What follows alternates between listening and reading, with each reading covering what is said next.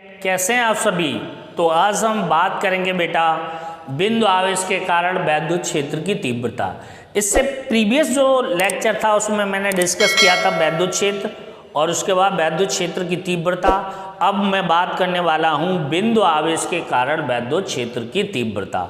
तो ये हमारा जो टॉपिक है मोस्ट इम्पोर्टेंट है हमारा, और इसके विदाउट हम क्या है कोई भी न्यूमेरिकल्स नहीं कर पाएंगे, और न्यूमेरिकल इसी टॉपिक से रिलेटिव बातें हैं। ठीक है, तो चलिए नाउ स्टार्ट करते हैं। देखिए, बिंदु आवेश के कारण वैद्युत क्षेत्र की तीव्रता, इसे इंग्लिश में कहते हैं intensity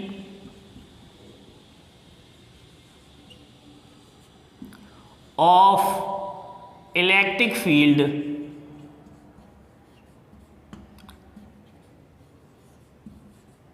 due to point charge.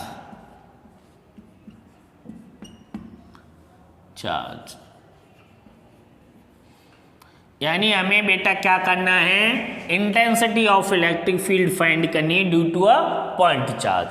तो हमें इसके लिए हमें बेटा क्या करना पड़ेगा, एक बिंदु आवेश लेना पड़ेगा।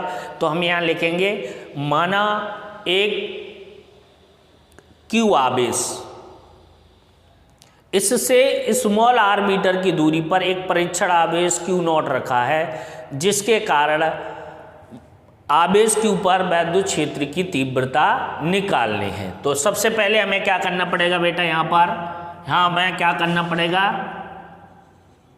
पॉइंट लेना पड़ेगा। इस पॉइंट से यहाँ तक हम क्या करेंगे, यहाँ पर क्यू चार्ज ले लेंगे, एक टेस्ट चार्ज हमने क्यू नोट ले लिया, इनकी बीच की दूरी हमने क्या मान ली, आर मान ली।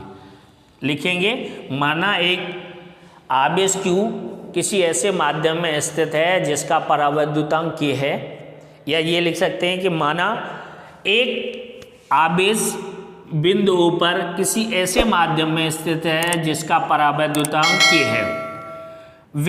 आवेश क्यू से स्मॉल आर मीटर की दूरी पर एक परीक्षण आवेश क्यू नॉट है, जिस पर हमें बिंदु आवेश के कारण वैद्युत क्षेत्र की तीव्रता निकालनी है। तब हम क्या लिखेंगे, फिर हम यहाँ लिखेंगे तब कूलाम के नियम से, क्या लिखेंगे, कूलाम के नियम से इन आवेशों पर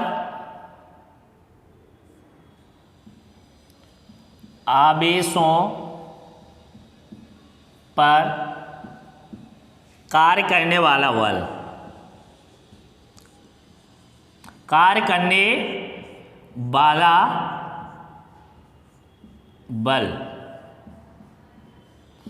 F इक्वल टू क्या लिख देंगे, 1/4 पाई एप्सिलॉन नॉट के और क्यू और Q naught upon R square. यानी दो आवेश चाहिए और उनके बीच की दूरी चाहिए, कूलाम का नियम ये कहता है। तो एक आवेश हमारा क्यू था और एक क्यू नॉट था, तो हमने यहाँ पर क्या निकाल लिया, बल निकाल लिया।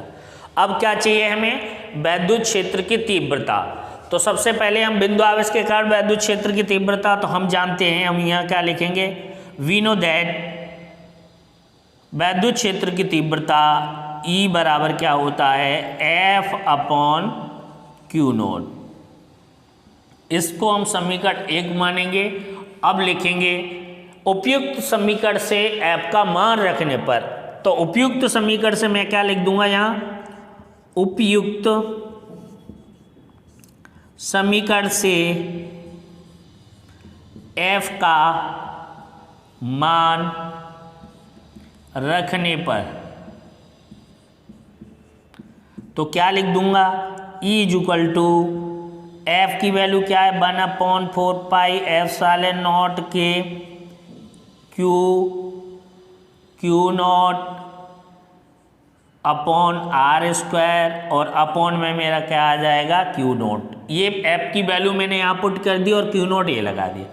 क्यू नॉट से क्यू नॉट कैंसिल हो जाएगा, तब क्या लिख सकते हैं, या ई बराबर आ जाएगा मेरा 1/4 पाई एप्सिलॉन नॉट KQ/R²।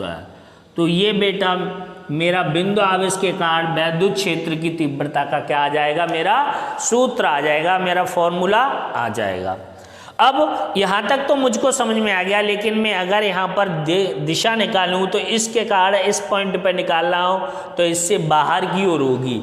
अगर ये ऋणात्मक होता तो इसी पॉइंट की तरफ होती। तो देखिए ये तो परीक्षण आवेश है, इसका कोई इफेक्ट नहीं है। इस Q के कारण इस बिंदु पर निकालना हूँ तो अगर ये पॉजिटिव है तो E की डायरेक्शन किधर हो जाएगी, इधर। और अगर बेटा निगेटिव होता तो इसकी डायरेक्शन किधर हो जाती, यहाँ अगर निगेटिव चार्ज होता तो इसी की ओर हो जाती। तो क्योंकि बेटा ये दिशा नहीं बताएंगे तो हमारा ये जो डेरिवेशन है वो गलत हो जाएगा, क्योंकि वैद्युत क्षेत्र की तीव्रता है बेटा वो सदिश राशि है। जब तक मैं इसकी दिशा नहीं बताता तो मेरा डेरिवेशन क्या हो जाएगा, गलत हो जाएगा, क्योंकि सदिश राशि की ऑलवेज मुझे डायरेक्शन बतानी होती है। तो यहाँ तक हम ये बात हमको समझ में आई। लेकिन बेटा यहाँ से इस फॉर्मूले को तो सभी लोग याद कर लेते हैं कि E बराबर 1/4πε0 K Q1 Q2/R², और फिर बाद में यहाँ पर एक लाइन और लिख देते हैं कि वायु अथवा निर्वात के लिए, अगर ये हमारे द्विध्रुव थे वायु अथवा निर्वात में स्थित हैं तो इसके लिए हम यहाँ पर एक लाइन लिख देते हैं कि यदि निकाय वायु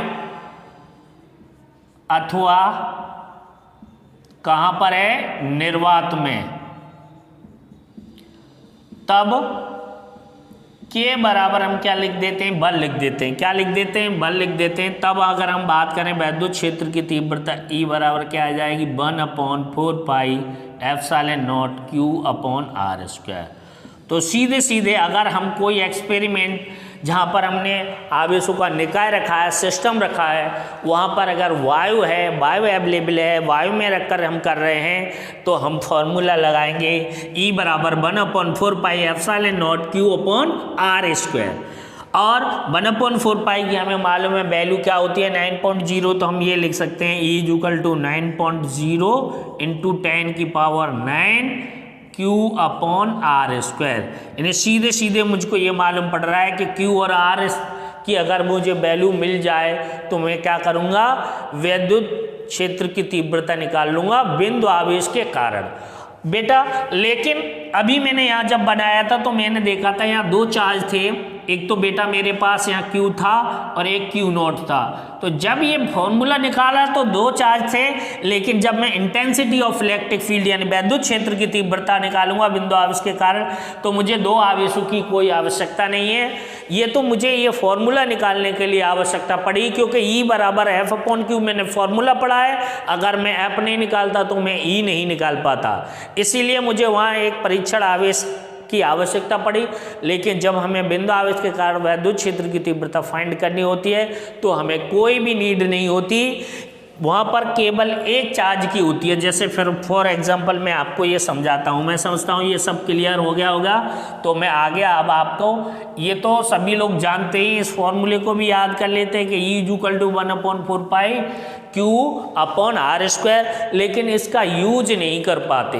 तो इसके लिए मैं बताता हूँ आपको कि जैसे सपोज मेरे पास यहाँ पर मैंने अभी फॉर्मूला पढ़ा था कि E = अगर मैं निकालूँ तो ये 1/4π को ε0 ये तो कांस्टेंट है Q/R² मिल जाए। यानी कोई चार्ज जिस पर हमें वैद्युत क्षेत्र की तीव्रता निकालनी है और वहाँ से वहाँ तक की दूरी मिल जाए तो हम वैद्युत क्षेत्र की तीव्रता को हम क्या कर सकते हैं, निकाल सकते हैं। तो देखिए मैं इसके लिए क्या करूँगा बेटा, यहाँ पर क्या करूँगा कि E बराबर अगर मैं यहाँ लगा दूँ तो मैं ये यानी मुझको ये दोनों मिल जाएंगी। तो मैं यहाँ पर क्या करूँगा, एक मैं चार्ज देखूँगा और चार्ज मुझे ये मिल गया तो इससे मैं यहाँ पर इस पॉइंट पे भी निकाल सकता हूँ। अगर ये यहाँ नहीं है, ये पॉइंट मेरा इधर नहीं दे रखा है, यहाँ दे रखा है, यहाँ दे रखा है, यहाँ दे रखा है, यहाँ दे रखा है, कहीं दे रखा हो, उस पर चार्ज मिल गया और वहाँ तक की दूरी मिल जाएगी तो मैं बिंदु आवेश के कारण वैद्युत क्षेत्र की तीव्रता निकाल सकता हूँ। तो न्यूमेरिकल इसी पॉइंट्स पर बेस्ड हैं और मोस्ट इम्पोर्टेंट है, इसी पर इजी क्वेश्चंस आते हैं, बहुत ही इजी। एनसीईआरटी में बहुत सारे क्वेश्चंस दे रखे हैं तो हम उसको सॉल्व करके देखेंगे। और इससे रिलेटिव मैं भी आपको जो सबसे ज़्यादा प्रचलित है चतुर्भुज का, त्रिभुज का, वो जो क्वेश्चंस हैं उनको मैं आपको प्रैक्टिस कराऊंगा। समझ में आ रहा है? तो आपको ये क्या समझना है बेटा कि जहाँ पर भी कोई चार्ज है उससे जिस पॉइंट पर हमें वैद्युत क्षेत्र की तीव्रता निकालनी है, जैसे सपोज मैं मान लूँ कि यहाँ निकालनी है, तो ये पॉइंट में P मान लूँ, तो ये पॉजिटिव चार्ज है तो इसकी डायरेक्शन इधर हो जाएगी। अगर सपोज ये निगेटिव चार्ज होता, यहाँ निगेटिव होता, तो यहाँ इस पॉइंट पे निकालता P पर, तो डायरेक्शन इसकी इधर आ जाती E की, यानी उसी की ओर आ जाती। क्यों? क्योंकि बल रेखाएं होती हैं धन आवेश से प्रारंभ होती हैं और ऋण आवेश में क्या होती हैं, समाप्त होती हैं। तो मैं समझता हूँ ये सब आपको क्लियर हो गया होगा। तो इसी तरीके से अगला जो वीडियो लेक्चर है उसमें मैं आगे के पार्ट की बात करूंगा। तो इस वीडियो में यहीं तक रखता हूं और मेरे चैनल को लाइक, शेयर और सब्सक्राइब कीजिए। चलिए, बहुत बहुत धन्यवाद।